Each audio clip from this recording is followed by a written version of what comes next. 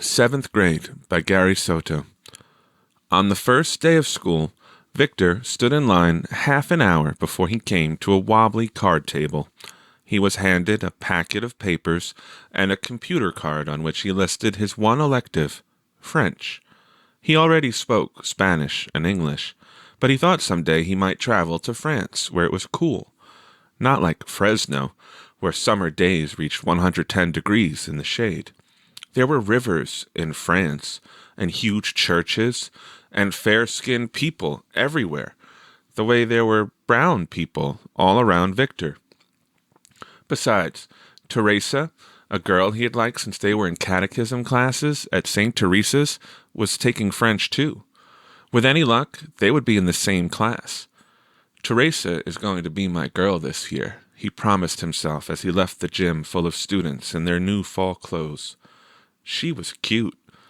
And good in math, too, Victor thought as he walked down the hall to his homeroom. He ran into his friend, Michael Torres, by the water fountain that never turned off.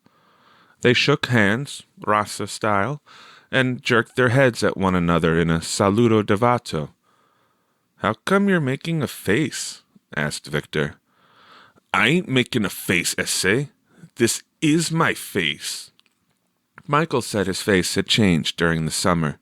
He had read a GQ magazine that his older brother had borrowed from the bookmobile and noticed that the male models all had the same look on their faces. They would stand, one arm around a beautiful woman, and scowl. They would sit at a pool, their rippled stomachs dark with shadows, and scowl.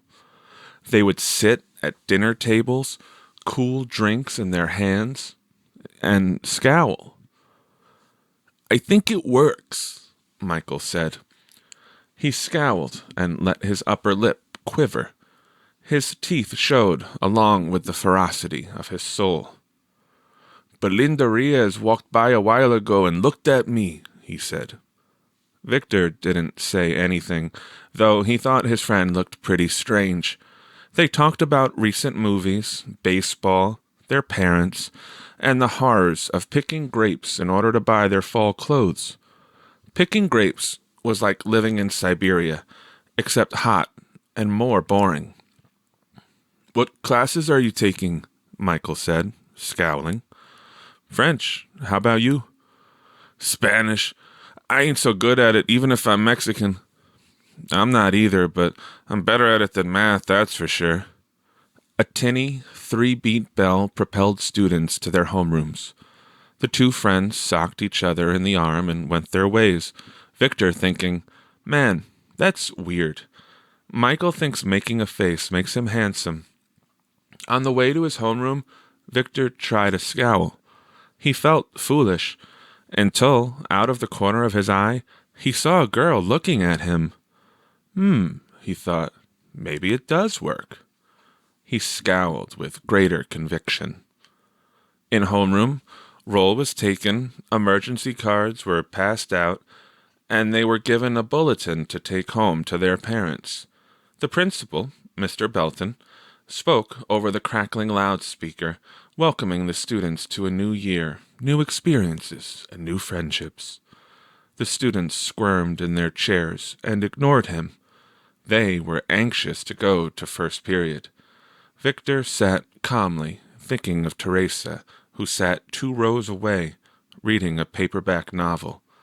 This would be his lucky year. She was in his homeroom, and would probably be in his English and math classes. And, of course, French. The bell rang for first period, and the students herded noisily through the door. Only Teresa lingered, talking with the homeroom teacher. "So, you think I should talk to Mrs. Gaines?" she asked the teacher. "She would know about ballet?" "She would be a good bet," the teacher said, then added, "or the gym teacher, Mrs. Garza." Victor lingered, keeping his head down and staring at his desk. He wanted to leave when she did, so he could bump into her and say something clever. He watched her on the sly.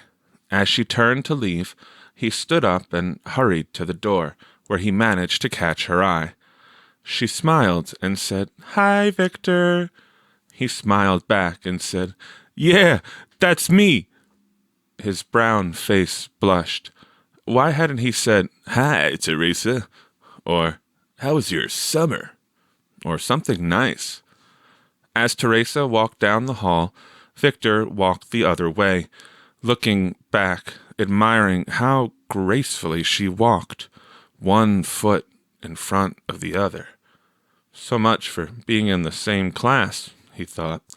As he trudged to English, he practiced scowling. In English, they reviewed the parts of speech. Mr. Lucas, a portly man, waddled down the aisle, asking, "What is a noun?" "A person, place, or a thing," said the class in unison. "Yes. Now, somebody give me an example of a person. You, Victor Rodriguez." "Teresa," Victor said automatically. Some of the girls giggled. They knew he had a crush on Teresa. He felt himself blushing again.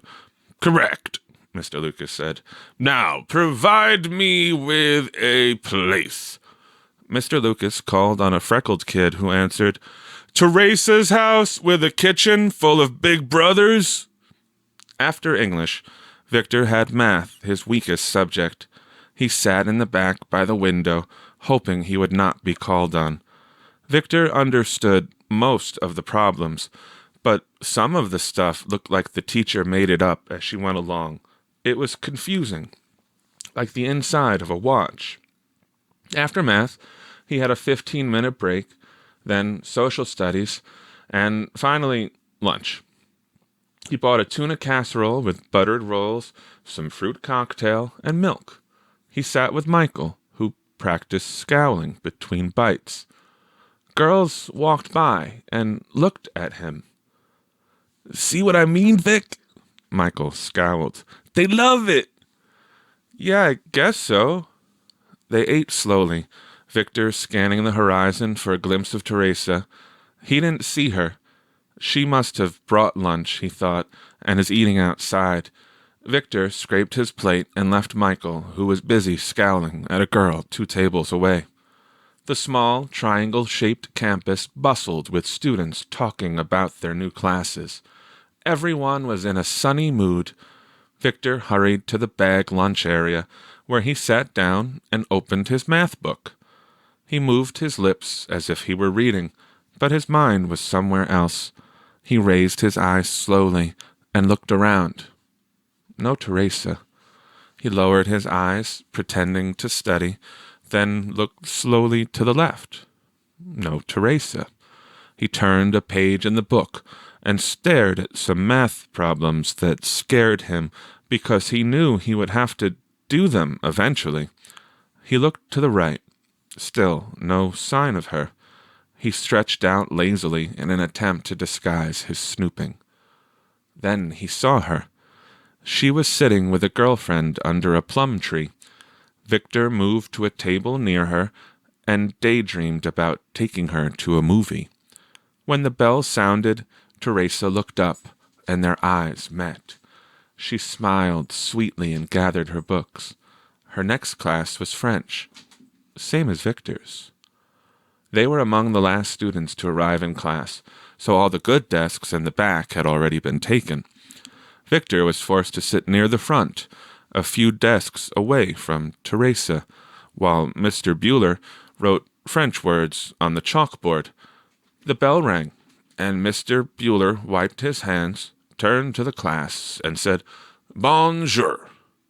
"Bonjour," braved a few students.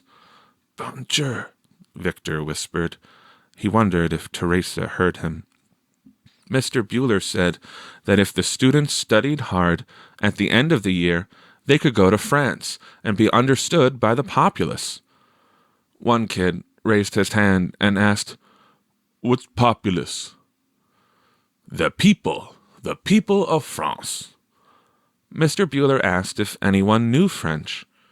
Victor raised his hand, wanting to impress Teresa. The teacher beamed and said, "Très bien. Parlez-vous français?" Victor didn't know what to say. The teacher wet his lips and asked something else in French. The room grew silent. Victor felt all eyes staring at him.